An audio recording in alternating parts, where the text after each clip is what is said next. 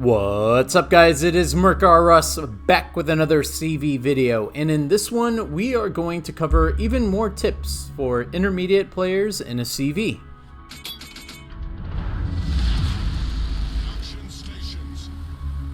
That's right, we are doing a part 2! Now we're going to cover a little deeper in the depths of CV gameplay and look at the practices and tactics you can leverage to improve your efficiency and performance in game. These may not apply to every CV or every situation, so do keep that in mind. So without further delay, let's get into it. Honorable mention: leverage mods. So some people say that knowledge is power, while CVs can simply say power is power. It doesn't hurt to have more information at your disposal. Leveraging mods and stat monitors like Potato Alert or WoW's Monitor can provide better insight that will help you during a match. The most simple use case is to see which players are least likely to avoid your attacks, and to note who you'd have a better success with in a crossfire opportunity. After all, the lion doesn't go after the strongest in the herd, it goes after the weakest. Adding this to what you already know about target selection in the previous video, you can make better decisions throughout the match. Moving on to mods, the most useful for a CV is FT Assistant, or Squadron Consumable Assistant, by Arumif and Tataro, respectively. The latter being a forked version of the former. These mods display how many fighter consumables you have for each available plane type, along with a running clock to show you how much time is left for the currently deployed fighter. This can help you in the heat of a CV duel, knowing how long you have coverage in a potential enemy attack path. It also enables you to be more efficient with your fighter dropping from a spotting perspective, ensuring consistent spotting for your team. In addition, I absolutely suggest the Airburst Transparency mod by Aslan, helping you see more clearly the target behind the flak. Number 10. Predicting DD positioning. This one pertains to the enemy destroyer movement and if you plan to influence it in the opening minutes of a match. The typical domination game mode is the easiest to find DDs early, thanks to control areas inviting them in. One excellent indicator to find the DDs is by tracking your allied DDs' progress as they move forward. As your allied DDs move into a particular grid, the enemy DD is most likely at the corresponding opposite grid. This information can help you line up your first strike without even seeing the DD yet. Bonus benefits include forcing them to turn out and giving your allied DDs more space, spotting them for your allies to fire, or even forcing them to use a smoke or engine boost in a non-efficient way.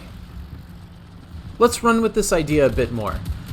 Sometimes you won't be using a CV that's perfectly designed to hamper DD play. You may be a complete badass and be using MVP, who moves fast and has torpedoes so that striking a DD early isn't easy. To account for this disadvantage, I like to take rockets out first and strike a cruiser. Now, with a bit of time having passed, I can take out torpedoes and get to a cap so that I'm arriving there when my allied DD is engaging the red DD, or when they are getting radared by allied cruisers. All of a sudden, I've improved the chances the DD won't perfectly avoid my torps. You can do this sort of thing with midway as well. Open up with dive bombers, strike a DD on one side, then take out your HVR rockets to another cap, and now you'll be better able to line up your shot against it, thanks to it being now spotted by your ally. crossfire. You'll get caught up in it. Things like this can influence a flank tremendously, as the state of destroyers on a flank largely influences ship movement, even more than a CV. Number 9. Weighing the spotting value. Spotting brings tremendous value to your team. Keeping ships lit, either by dropping a fighter or circling around or above them in certain cases, can make a huge difference in the outcome of a match. The challenge is determining when is it best to spot and when is it best to strike that target. If it's a DD you're spotting, you need to weigh the possibility that your team is going to target it versus how much time you're about to spend flying around it, considering the damage you're not doing at the moment, and whatever else you could be doing. It can be a lot to take in, and it's a tough call in the moment. However, if you've already lost your ship, instead of trying to queue up again, review the situation and see if you can maximize the value of your 3 minutes left in the air to spot or finish off a target or drop a fighter. You could also reset a ship that's capping. Sometimes sticking around can mean the difference between a victory or defeat. Number 8. Ship targeting. As you continue to get better at handling the controls, you want to start thinking about targeting portions of a ship for maximum value. Remember that torpedo protection does not cover the bow and stern of enemy battleships. Increase your chances of getting that permaflood by hitting those portions. Moreover, start thinking about the saturation mechanic. Sometimes it's worth targeting the unsaturated sections with your HE dive bombers so you can get full damage value out of your drop, instead of just going for a fire on the superstructure. Number 7. DCP times. Very similar to the previous point, you want to make a bit of effort to start knowing the DCP times of the different ships. Instead of having to fly all the way back to this Montana, take a quick glance at the timer, fly out of its AA aura to give it the 20 seconds, and go back in for that permafire you're hoping for. Little things like this can help you maximize what you're getting out of this drop. And if you don't want to start memorizing that stuff, you can just save the wiki page or the ship tool consumable page and reference it when you need to. Number 6. Strategic and tactical ship positioning. I've talked about this one in the previous video, and I talk about it in different videos as well. And honestly, it's one of the most important things in a match, so you can never talk about it too much. First, let's talk about tactical positioning. That is, adjusting your ship and maneuvering for something occurring within the next 30 seconds. When you start a match in a CV in tier 8 or 10, you have to consider the enemy carrier and the long-range battleships. There are plenty of players that would love to have that Reddit clip of smashing your CV, right? Unless I'm seeing a CV snipe scenario from the enemy CV, I'm not moving my ship initially in a tier 10 because I have deck armor and I want my runway to face the direction I want my planes to go. If I get spotted by the enemy carrier and there is an enemy long-range battleship, I'll usually pull up my minimap and tell my carrier to move up or back a bit. Another good signal that someone is going to take a shot at you is if you see the Yamato, Vermont, Shikishima, or whatever use its spotting consumable right after you get the warning that your ship has been spotted by an enemy plane. You can also use that spotted by plane warning when you are choosing a flank and quickly adjust your course using the minimap just in case to throw off a potential enemy shot. It's saved me a ton of HP in my 8000 CV games because I do like to take aggressive positions. Tactical ship positioning can also refer to the hard turning and timing versus enemy torpedoes. If you think about it, the most common time an enemy DD will launch their torps is when they have your broadside and when they just start seeing you. Right after they use their torps, they may start shooting. If this happens, drop what you're doing and hard turn. Your main concern is saving your HP as much as you can, and you need to respect enemy torpedoes more than the Yamato 24 kilometers away. One thing I like about the German carriers here is that I will often turn into the enemy DD and focus them out, hopefully getting them within my secondary gun range. You can definitely do this against weak torpedo lines like the Holland. The ships in this line don't have that many torpedoes before the tier 10 and do relatively low damage. A captain in one of these ships usually lets their AA values go to their head and they overextend. Now, strategic positioning. Being the good CV player that you are, you know that it's beneficial to move your ship on the side you want to concentrate on. Now, when do you determine when to move up? Strategic positioning is thinking about what is most likely to happen in the next 10 minutes. How are you going to position for the endgame and contribute with increased efficiency? You want to consider things like, how quickly can we eliminate the major threats to my ship? What is the enemy likely to do facing my teammates on this side and constant CV pressure? If the enemy DD is dead on this side, what are the enemy cruisers and battleships likely to do?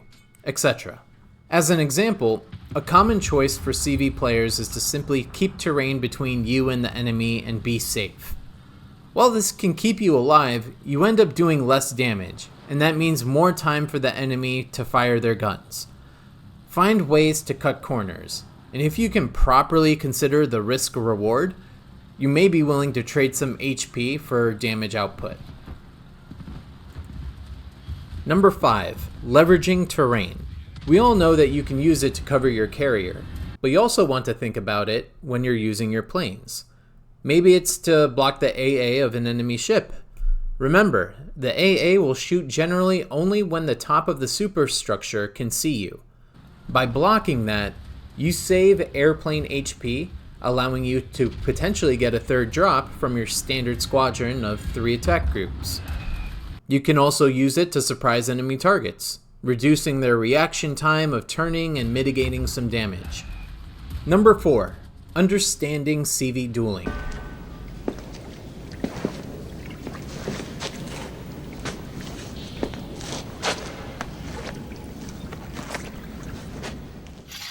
This is something most players have a challenge with, and this topic truly deserves its own video. But to get some things out of the way, it ultimately comes down to the decision making of the captains and the CVs in play. Other factors included are, from a target selection perspective, does it make most sense to attack the enemy CV? Would the enemy's spotting capability be severely impacted if the CV was eliminated, so times where there are 2 DDs or less? Does it make sense to target the enemy CV now because it's late in the game?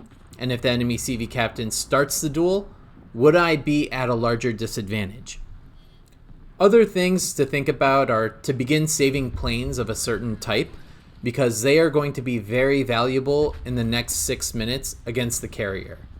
Planes like Hakuryu torps, MVR rockets, Audacious torps, because that's your only real option with that thing anyway, etc.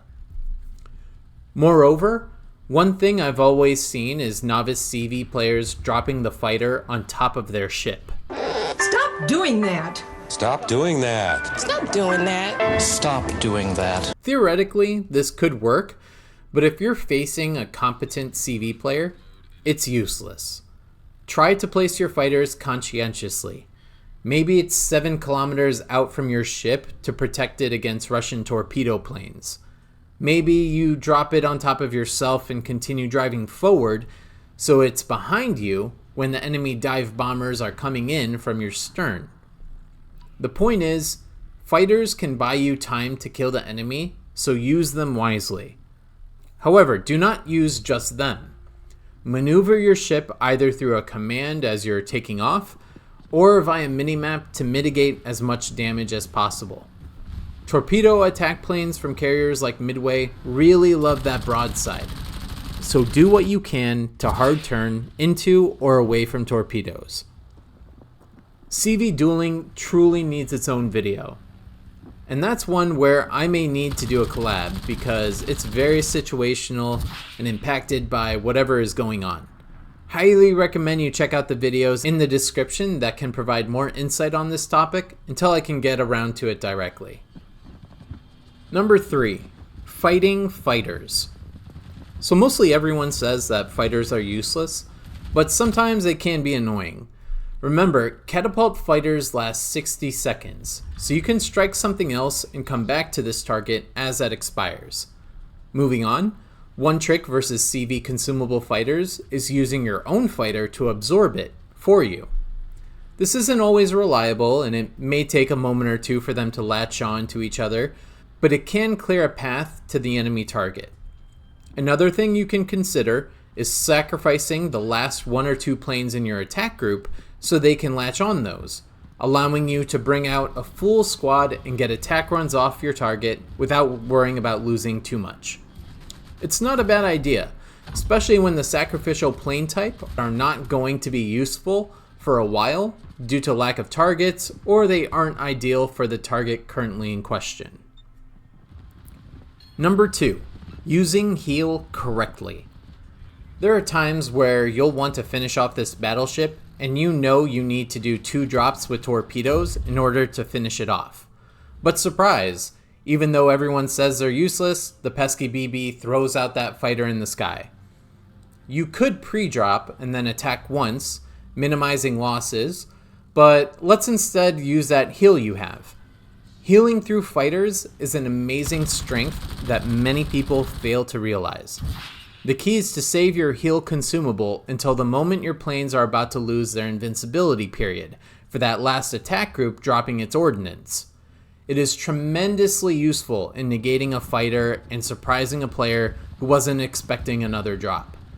You also probably surmise by now that this can work versus cap fighters of a CV. That's right, you can do solid damage with one flight as long as you have that heal available. Finally, number 1, pre-dropping with purpose. Pre-dropping is one of the biggest pieces of advice that's provided to new players. Losing planes a lot? Pre-drop more. Bottom tiered? Pre-drop.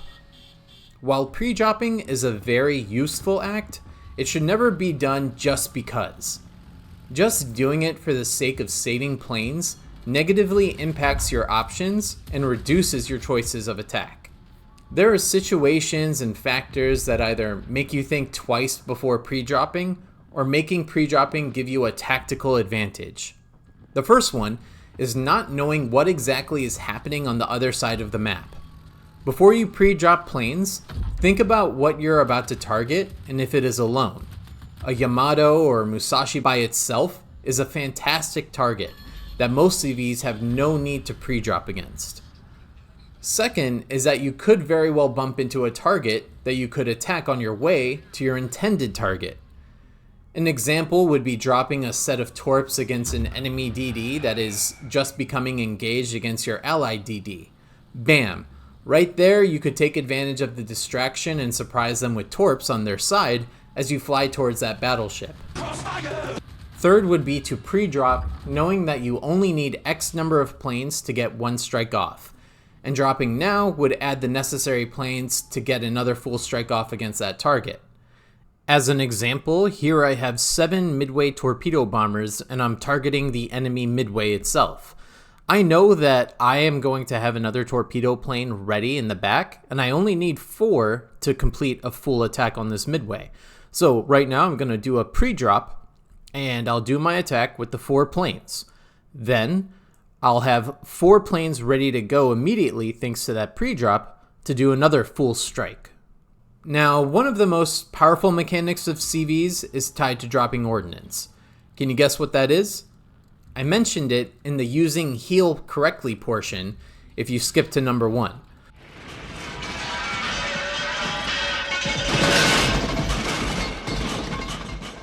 Yes! I am invincible!